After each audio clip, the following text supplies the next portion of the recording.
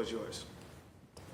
Thank you, Chair, and thank you all so much for your work. I will just reiterate what I said in a Piemonte room briefing, I think it was last month, and thank you to Chair for your leadership for being very proactive about the BPS budget. But Superintendent, just the positive reviews that I've gotten from parents in my district have been exponential. There's a lot of folks that are talking about your leadership and how accessible you are, so I just wanted to thank you again for all of the progress. Even when it comes to the bus technology, like that is light years from where we were even 2-3 years ago, so just congratulations on that, and again, thank you all so much for your work.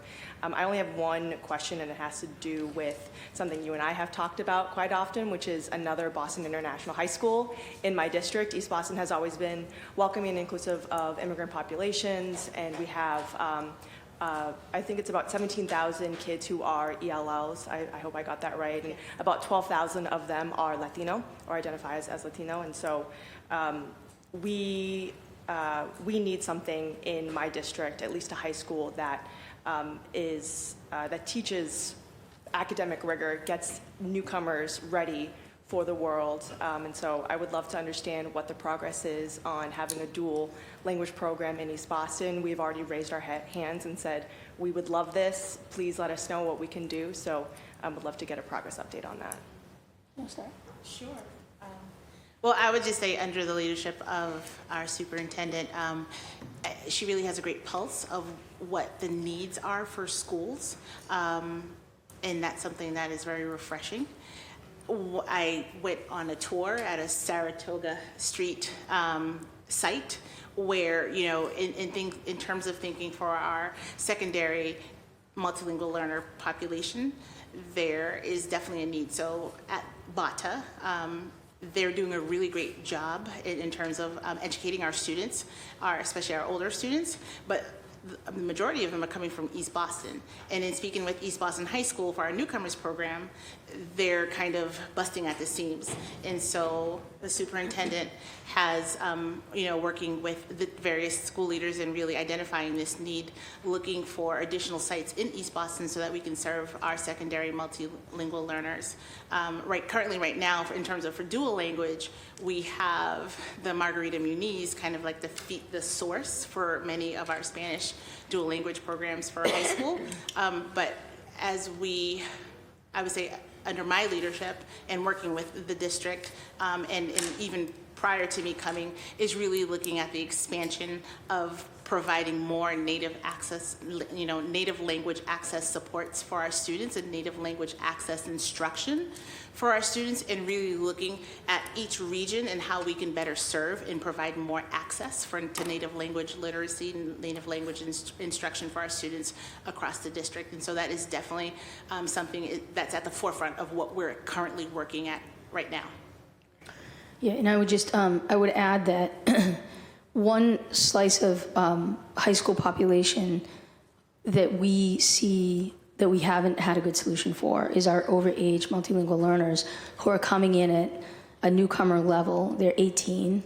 They, you know, by the state standards of passing MCAS, learning English enough to be able to pass MCAS, it's very difficult if they're 18 or older to be able to do a traditional course.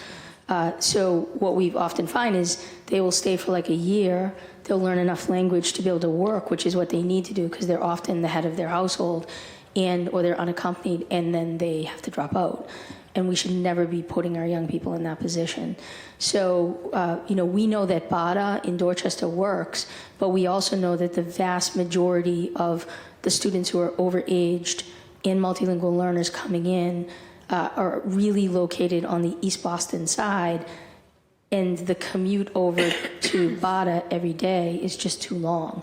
So by opening the BATA East, which is what we'll be opening, that's going to really allow probably about 120 students to be able to go there. We'll also put an adult ed site there so that as students transition, and if they're 22 and they haven't been able to finish what they need to, adult ed is right there as well.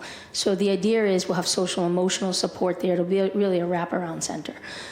This will also help the East Bostons, the Charlestown Highs, the other schools who, for them, they try to do everything they can, but the young person just really needs to work. Yeah. And so we kind of have too narrow of a solution set. So we're excited about this. It goes back to a conversation we had when I first came in, and the data is really stark and compelling, and I think this is going to be a great solution for our young people. Thank you so much, Superintendent. And this is exactly what I'm talking about. We had this conversation last year. I'm not sure if it was already in the works, but I had said we need a BINCA 2.0, or what did you call it, Bada East in Bada East East. Boston. And it's, it's already off the ground and running. We are very lucky that we have a dual language program at the UMANA, but doing the math just on Google Maps really quick, if I'm an Orient Heights resident and I need a dual language program, it takes an hour and a half to get to BINCA. And so having this is absolutely huge for our district, so I just want to say thank you. And wondering about timeline, if I have more time myself on when this will get open. Yeah, so the latest would be January, but we're looking to do it as early in the fall as possible, so that young people don't have to enroll at East first and then go over. They'd be able to go straight to Bada East. Great, thank you so much. Thank you, Chair. Thank you, Councilor Coletta. Councilor Mejia, the floor is yours.